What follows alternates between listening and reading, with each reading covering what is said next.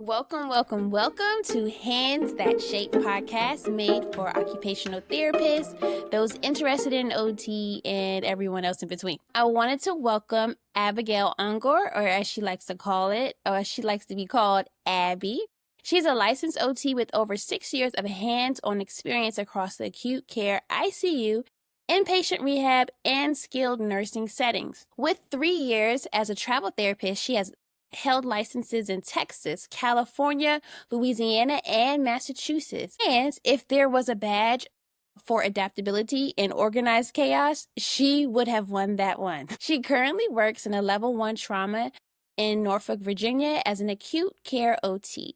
As a proud Black woman in healthcare, Abigail brings a much-needed voice to the OT space, one rooted in advocacy, cultural awareness, and a sharp sense of humor.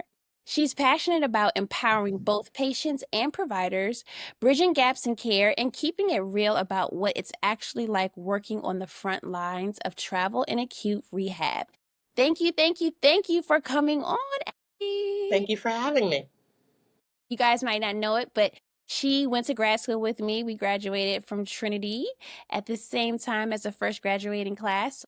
I'm so thankful that she decided to share her time with us today. So let's just jump right into it. So my first question is, how did you come to learn about OT, and what made you personally choose it as a career path?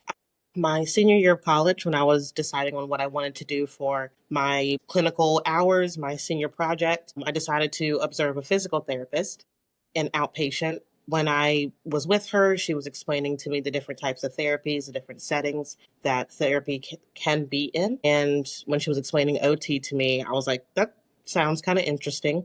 Do you know of anybody I could observe or shadow? So she gave me, I think, 2 different therapists. So I followed a therapist that was in an acute setting and also at a skilled nursing facility. And once I kind of figured out what I liked about OT versus PT, I decided to go with OT. It felt more holistic to me. It felt like I could bridge the gap for, a lot of patients from injury to recovery to independence. And I decided to apply for OT school. Wow. So if you don't mind me asking, what did you get your undergraduate degree in?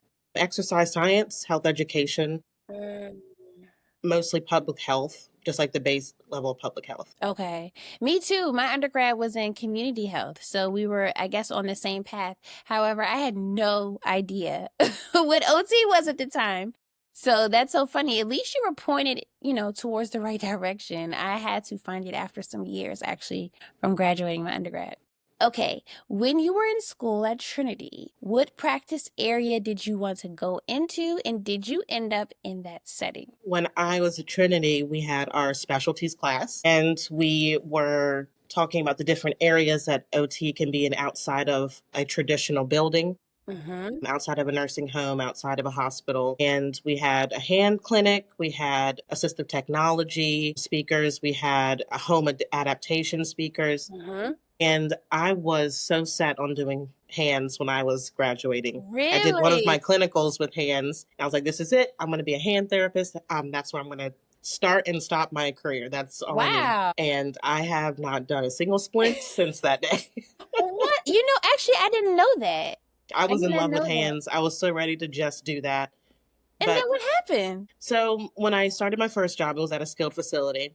There just wasn't the opportunity to do it as often. That wasn't what they were looking for when it came to rehab and, being attentive to the patient's actual goals. Hand therapy not just hand therapy, but working on hand deficits or injuries was not the focus. So I just wasn't in it as often. And then as my career just kind of taken off, it just hasn't taken me back to only hands. Yeah. No, that's real. Yeah, sometimes life kind of steers you in a different direction. Okay, I just remember you clearly in grad school not wanting to do a sniff.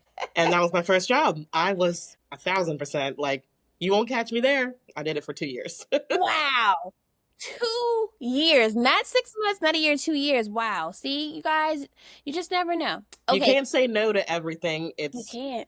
You just kind of got to start somewhere. Yep. A big part of me staying there for 2 years was my first year getting my feet wet in the profession, getting a base knowledge of what OT can do, getting the ADLs done, being just attentive to what the patient needs, Yeah. being very detailed in my chart review and being very detailed in my note taking. But the following year was COVID. So Mm. that window of people losing their jobs was not realistic for me to just up and change careers. So consistency was the big part that I didn't want to mess with. And Yeah. also, there was still a need. Like therapy and medical professionals around the country were absolutely thrown into it, did not Yes. have a good plan to work with. We kind of learned as we went, especially when it came to the PPE that we needed to use. So a Mm. lot of it was learning on our feet, and that just kind of added to my skill base of you have to know what you're walking into. You have to be prepared for everything, not just Mhm. what's written in the chart. Yeah. Yeah. I actually know an OT who was working in a hospital during COVID, and she said, I couldn't do it anymore. I just quit. I couldn't do it. And she's like an administrative assistant now. She It's just, heavy. It was such a heavy yeah. 2 years, 2 to 3 years Yeah. almost. Yeah, really. So kudos for you for sticking in there. Okay, my next question is, where were your 2 level 2 rotations at? My first one was at a skilled nursing facility in Chesapeake, Virginia. And Mm. then my second one was the outpatient hand clinic in Hampton, Virginia. Okay, okay. So question, what lessons did you learn from those rotations? The first one was it's okay to be wrong. You don't have to take everything on the first day. That's why you're given 3 months to learn what to do and to use the resources that you have at the facility. Not just your CI, but the other therapists there, the nurses, the nursing aides, like making sure that you understand everybody's flow and job in the facility because they're all very useful to you as a clinician. Everyone has a different role, but they also have a different relationship with the patient. So making sure that you build that rapport is just as important as knowing what to do with your patient. That's so true. In school, I remember them mentioning it, but you really don't know how important it is to form those relationships until Right. you're in the thick of things. Because it really does make a big difference. It really does. Okay, so I know we talked about this a while ago. I know that in one of your rotations, you really didn't feel supported by your CI, and we're not going to name any names, right? How did you get through that tough time? Because I know that wasn't easy. It wasn't, but it was easier to get through it once I realized that it wasn't abnormal. At Mm. first, it was like, why can't I get it? Why aren't we gelling? Why can I not pick up on things faster? I feel like I'm disappointing her Mm. or I'm just not stepping up in the right ways. I really just had to kind of keep it really simple for myself. Like, it's okay if you don't have it. It's okay. That's the point of asking questions. Mhm. If she doesn't answer all of them, it's okay to step out and ask another person questions. They might have a different perspective. Not to disrespect her being my clinical instructor, but just to have another person to bounce your ideas off of does not make it bad. Yeah. It's not a bad idea. It's just like the second opinion if you receive medical advice or Yeah, feedback. You're like, I want a second opinion. Like, there's nothing wrong with it. You're not necessarily poo-pooing on the first doctor. right. You just want to make sure that you're making the best decision you can for yourself. So yeah, that is good. Absolutely. Not only utilizing your CI as a base of knowledge, but other health professionals there too. Yeah, that's a good word. All right. So I know out of school you wanted to do travel OT, but you didn't do it straight away. Can you share why? I knew I needed a more consistent base for being a therapist. I needed to have something to work with because once you go into travel, which has been consistent from most travelers that I've met, is you're really thrown in there on the first day. You might get half a day in orientation just so Mm. that you know where all the things are, like the supply room, the bathroom, your office, where you put your stuff. And then you're told to go pick out some patients and go to the floor. You don't get a big, introduction into the hospital or the facility that you're going to. They really expect you to hit the ground running. Mm-hmm. And I needed to have something to work with so I could do that confidently. Mm-hmm. Mm-hmm. Do you think if you just applied to be a travel OT straight out of school, they would have taken you anyway, or you just personally wanted to bolster yourself? I think they would have taken me because it's based on the business. It has nothing to do with what I'm ready for. And I knew that I could not handle both managing the traveling part, managing, having all your kind of comforts that you want to have with you, driving from state to state or city to city by yourself and being completely alone. You don't have anyone to rely on. and your only kind of basis is your recruiter. Truthfully, the recruiter has a job to fulfill too. So they're making sure that you have a job. Once the contract is signed, you have to do the OT part. And I wanted to be good at the OT part. Yeah, that makes sense. Okay, so you don't have to name any specific names, but what was your best and worst placement and why? Best placement, I usually give 3 for my top 3. Okay. My favorite place to live Okay. was San Jose, California. The weather was beautiful, 90s with low humidity the whole time I was there. The best food was New Orleans. Of course. And the friends that I still have was my second placement in Asheville, North Carolina. Wow. So I still talk to them. Wow. So And you're that was 4 years ago. wow, 4 years ago, and you still keep in contact. That's good. Yeah. That means you guys really formed like a good bond. We all got hired at the same time, and we all had our orientation the same week. So we all just kind of commiserated together. We were like, oh, we're all brand new to the area. We're also brand new to this job. So we might as well get it together and kind of lean on each other. And it kind of forged a friendship. Cool, cool. Okay, well, I like how you're all split, like the best food or the best experience, the best coworkers. That's good. Yeah. All right. Question, because I've never done travel OT, and I did think about it very briefly, but I was like, I have a young family. It doesn't make sense for me per se. How long were each one of your rotations?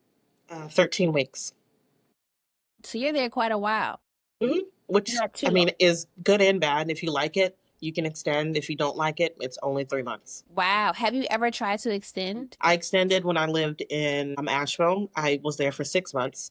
And I extended when I was in Northern Virginia Okay, cool. and Fairfax. In Fairfax, good old Fairfax. That's not far from DC. All right. What would you say rather, are the pros of being a travel OT? Pros, honestly, the compensation. You do get paid very well. Is it really that much of a difference? It's because of the tax on how you're taxed. You have a very low percentage of your paycheck is taxed. The rest of it is tax free, which is your take home, which covers your food, your gas, your rent. So that's where the appeal is for a lot of people, because if you don't get taxed on your entire paycheck, I mean, that's what most people are looking for anyway. Exactly. They want to keep as much as they can and save as much as they can. Yeah, yeah. Okay, now the cons. The cons. In a way, you're kind of living out of your car or your RV, whatever you choose to travel with. You do have to relocate, usually every 3 months. I chose to relocate large distances at a time. Not everyone does that. I went from Virginia to North Carolina, South Carolina, Texas, Louisiana, then to California. So I did a couple days of driving for most of those contracts. Not everyone does that. So living like that wasn't fun. There was a time that I got my car broken into because I had all of my belongings in there. What? My super important stuff was with me in the hotel, but it happens. You are left to your own devices. And another thing is like driving by yourself. If you are, there's some of the things you have to be, aware of. Yeah. So I'm assuming when I think about travel OT, I assume that they put you guys up in like a condo or like a townhouse rather. Did your rotations do that? No, you have to look for it. So the part of that is, I take that back. Some companies will offer to look for housing, but if you can find something cheaper and that you like, more than likely you're going to find something and pick it out for yourself based on your lifestyle. Like I usually had a 1-bedroom apartment, or there was one time I got a house because that was the only thing offered in that area at the time. So it really depends on what your setup, your comfort level is. Yeah. Is that preferable, like for you to find your own place versus them? Do they take that amount out of your check or something? I don't understand. If you do pick it, they do. And so if you pick it and they give you a stipend for it or something? Yeah. I see. So they really don't want you, they really want you to do the work, honestly. Clearly, Yeah. that's what it's saying to me. Yeah.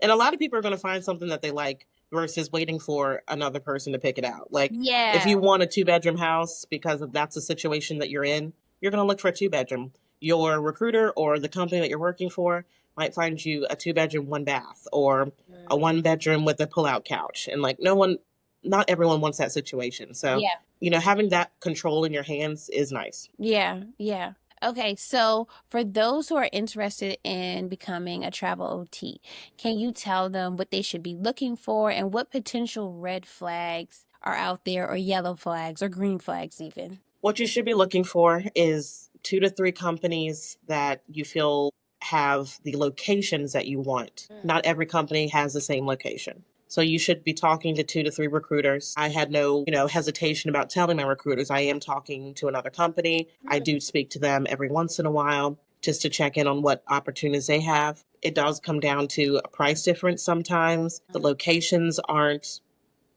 offered at every company. Green flags, if the recruiter is always looking for a situation that you want. If you're looking for pediatrics and they put you in a nursing home, obviously that's a red flag. If you're looking for pediatrics and you want to work at a level 1 trauma pediatric hospital, if they can find you a level 2 that pays you really well, that is something to consider, but it's not your first choice. But so you'll keep looking. You just kind of have to have that open communication with your recruiters. Red flags, if they absolutely do submit you without your consent, you need an explicit yes or an explicit no. If the price range does not change, if there's no room for negotiation, move on to another location or another job or another recruiter.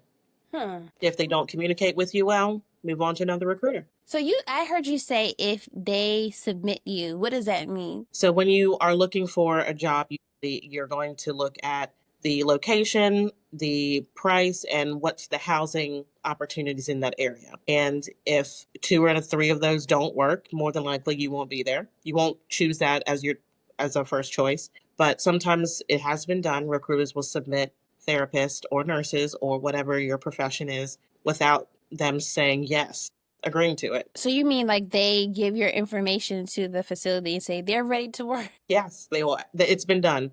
Hasn't happened to me. I've been lucky. I've had very good recruiters, but it has absolutely happened. Wow. So if that happens to someone, then what? Like they call the person like, "Hey, you're supposed to be here." And if they Yeah, they usually do a phone call for like a confirmation interview. Like we have your information. Are you still interested? What dates did you want to work through? This is what our facility's like, and you're like, I never submitted myself. How did that happen? So that's an awkward conversation to have with that person. Yeah. Wow. And I heard you say something interesting earlier, which is you had multiple recruiters. I would feel like I would be cheating, or like, I don't It know. felt like that at first. It did, yeah. But it's mostly to keep your location options open. And also, there is a price differential sometimes. It could be a couple $100. It could be $300 to $400. So it really does make a difference what that company offers versus the locations that you want. So you kind of got to figure out what your priority is. Do you want to go to cool locations? Do you want to be able to do fun things after work? A lot of people are hikers. A lot of people like to do snow activities. So it just depends on where you want to go and what you're looking for in that area. Yeah. And also the time of year. Yeah, okay, that probably plays a part too. Because Chicago in the winter? No, it won't be me. Right. But Chicago in the summer, the spring, we can Yeah. definitely do that. It's the time of year. And you got to weigh all those options. Like I wanted to be in California for the summer, and that worked out for me. Okay. Because I didn't want to be in the north in the summer. Yeah. Or in the winter, excuse me. Wow, wow. Okay, so I know that currently you are no longer doing travel OT. Did you by chance use a recruiter to place you where you are now? No, I actually had to tell my recruiters that I was doing a staff job. So that was a sad little conversation because I really did love working with them, and I really got to, I guess we could say, professional friends. I talked to them a lot. I emailed them a lot. They sent me happy birthday emails and texts. Like I really felt like I spent 3 years with them, the same persons or same people. So it was really nice to have that kind of camaraderie with them. But no, I just was looking for a permanent job at a level 1 trauma was my goal. So I was looking between Virginia Beach, Norfolk area, or Richmond. Okay. All right. So I have to ask, after having much success with the travel OT, what made you say, "Okay, I don't want to do travel anymore"? It was more of a break.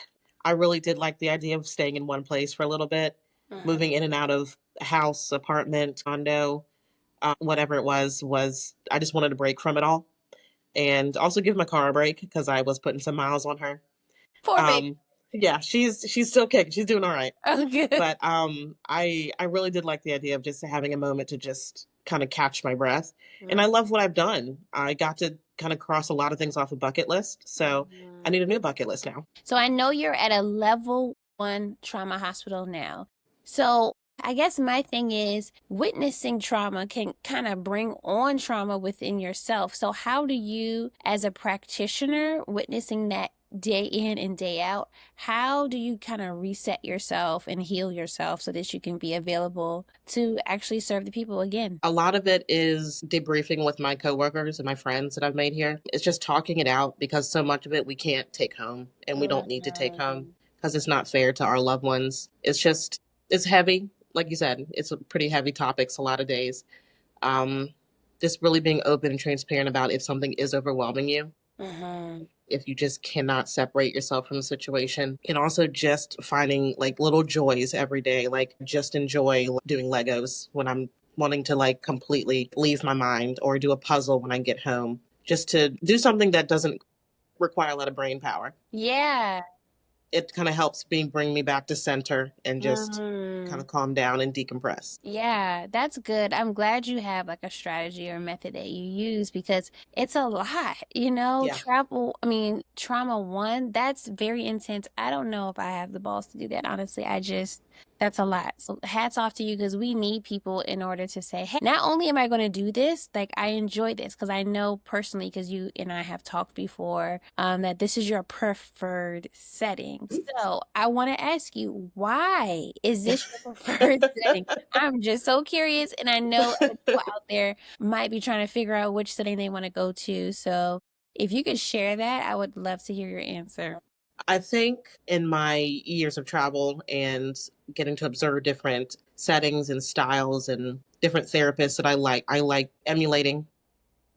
I like the speed of a level 1 trauma. I like being able to think on my feet. I like being able to be resourceful in the moment and learning that skill. I love the complexity of a lot of these injuries and situations that these people are in. And my patients are usually here on their worst day. And I like kind of being able to connect them to independence or having some kind of ability to take care of themselves, even if it's at the lowest level that they can do. If they can wipe their face, that is a win for that day, and that's okay. The next day, we'll talk about brushing your teeth. The next week, we'll talk about sitting on the toilet. The next week, we'll talk about walking in the room. So, kind of building their confidence and watching them progress. I love watching, even if it takes 3 to 4 people to get an activity done.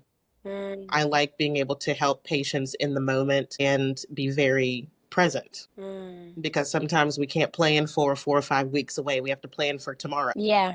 I guess for me, the idea of working at a travel one, I keep saying travel one, trauma one unit is so intimidating because I know there are like a lot of cords that you have to be aware of that are literally like supporting this person's life, right? Yeah, And so one move could just set everything kind of off in like a negative spiral. So how did you learn how to deal with that? A lot of it is trusting the nurses that you're with and asking a lot of questions, because they're the ones spending 12 hours with the patient. I do get a separate training when I'm working with high level patients that need an A line, or a have recently had a cabbage, or have a swan inserted into their cardiac or carotid.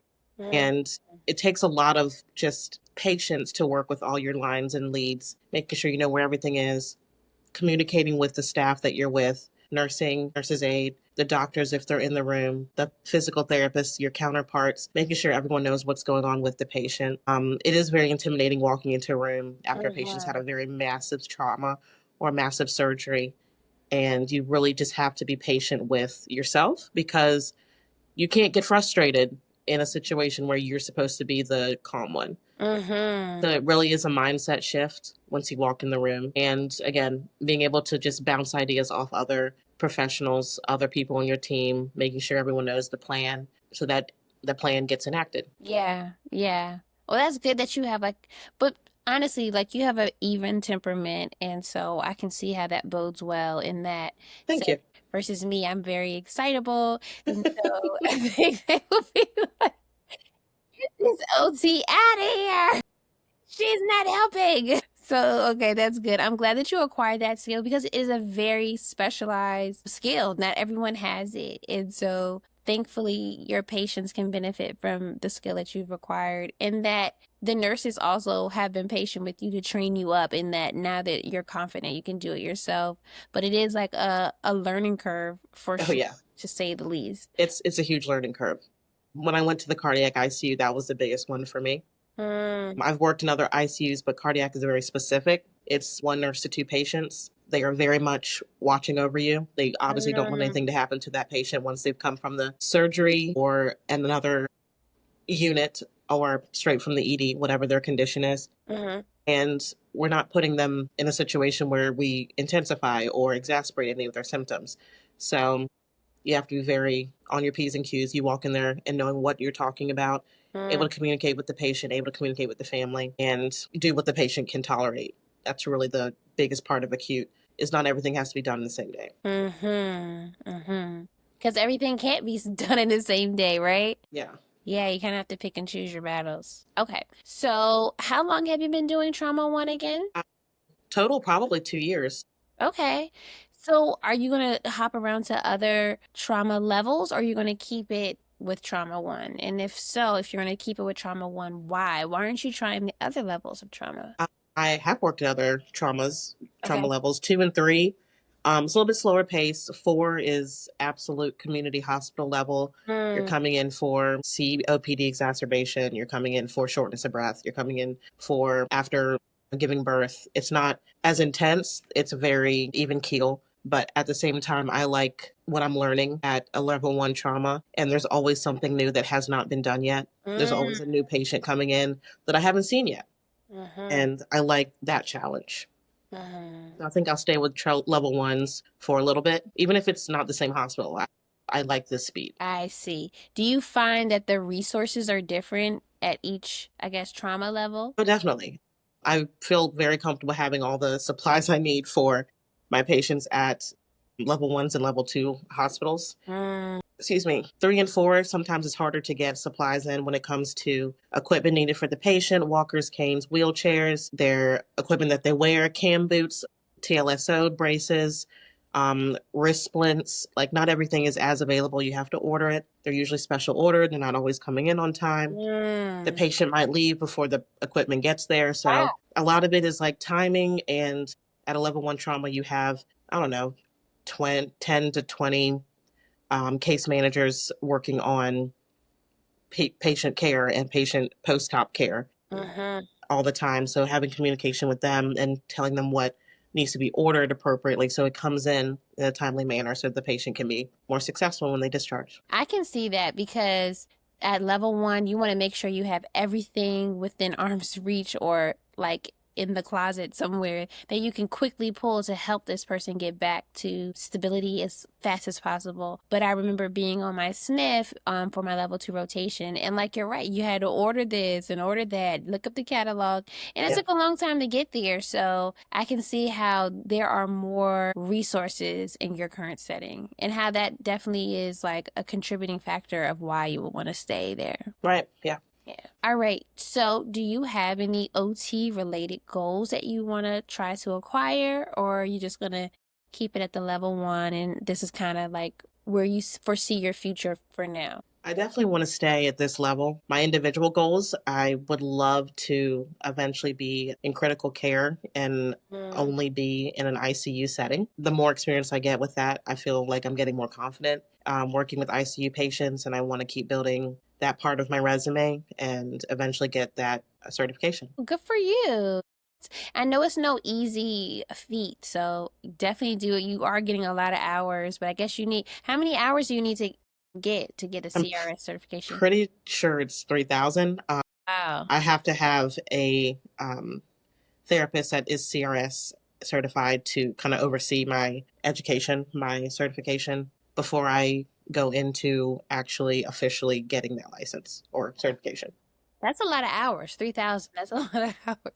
So they want to make sure that you're sure. Yeah, they want to be very consistent in that specific setting. Consistent, yeah. Okay, and this brings me to my last question, which is what was your most memorable patient so far and why? Oh, my most memorable patient. She is a I want to say she was 29 when I first met her. She had a birthday while I was with her. Okay. We came into the ED an alpha level, which means we need every single department on deck.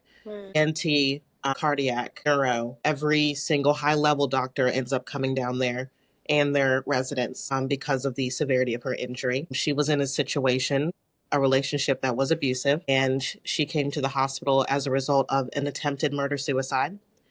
Her significant other put the gun in her mouth and shot up towards her right eye. He did kill himself, but they were able to revive her and save her. They were not able to save the right eye, but they were able to save her brain function. She was in a medically induced coma for several weeks until she was cleared to come from the sedation ICU floor to a more functional ICU floor. She was my patient for 7 months, which is not normal because I am only on a rotation for 2 months in multiple zones that we have in the hospital. Yeah. But I built a good rapport with her initially. I became very comfortable with her family, the friends that came in consistently, and she would listen to me. We could work together. We could kind of argue it out. We can negotiate it out. If she's having a bad day, we can figure out what's working and what isn't. But the goal is to do something towards her discharge every day. There are many days that we had to just kind of sit and talk to each other and get her mentally there before we could do anything functional. We did walk to the bathroom by the end of her stay. She was walking in the halls with at least two. It was myself, the physical therapist, and an aide that would walk with her in the hallway. She started to take herself to the bathroom. She was completing her toileting on her own. Her balance wasn't great, but it was definitely getting better. We did have some ups and downs of her participation because of depression, which is also an important part of this because of the trauma. She is losing some sort of, physical attribute, but that depression does set in, and psych was on board. Our trauma team, our trauma social work team was on board. Wow. So there were a lot of conversations with her outside of therapy, just so that she understands what she's leaving the hospital to go home to, because she also has 3 children. Wow. So it was a lot of layers of getting her ready to leave. And then when she did leave, she actually went from our acute side to the IPR side. So she was in the hospital another 15 days doing IPR. And she wasn't my patient at that point, but I did see her walking and doing more high level balance and neurological things with IPR therapists. And then she left, had to be like a Friday, and it was after I left. She left me a little note, and I cried. It was great. Oh. So rewarding. It really was. Her story. I mean, when I walked in there the first day, she was a very, very angry, unhappy person. There were a lot of things that we had to kind of work through before we could even consider therapy being the goal of that, of her stay, because it was a lot of neurological pain. It was a lot of emotional pain. She had to really depend on people. And, when you're 29 and independent, that's not where you want to be the next day, depending on everyone to do everything. Just to get her comfortable in bed, it took a lot of repositioning. It took a lot of, we're not going to stay here. We have to move. We can't stay like this. We have to move. So it's a lot of just building her confidence and building the rapport so that she knows you're there to help. Yeah. Wow. That is a story. Well, yes. I know she's so thankful that she came across you, and good on you for forming that relationship, that therapeutic use of self. To me, like, that's the special magic ingredient of OT. It's like your use of yourself with the patient. It really makes a big difference. It can make therapy stretch and go much further than people originally anticipate. So it was heavy, but I'm so glad to see her knowing that she walked out of the hospital. Yes. After how she came in. Right. Wow. Well, thank you so much for sharing your story and your experience, Abby. We appreciate you. And I'm going to sign off and continue to shape the world around you. And we're signing off. Okay. Thank you.